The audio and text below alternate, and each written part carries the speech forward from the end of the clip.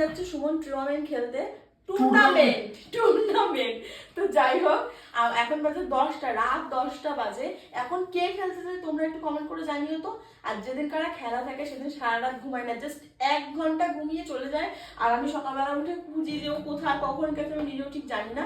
গাড়িরও কোনো শব্দ, মানে সবাই তখন একদম নির্ঘরে ঘুমায়, মানে একদম কি বলবো, একদম ভোরের ঘুম যেরকম হয়। আর আমি ওকে বলেছি আজকে যদি যাই খেলতে তাহলে আমি আজকে ঘরে তালা দিয়ে আর আজকে না খেতে দেবো, বড় খুলবো না, প্লাস ঘরেও ঢুকতে দেবো না।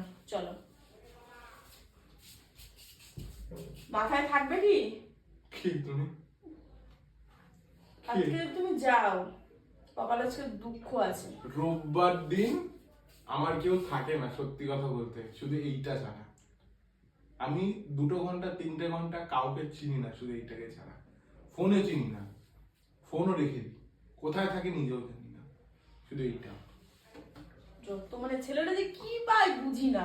তুমি বুঝবে, বন্দর কে জানে আতরক কা সাথ। ও বাবা।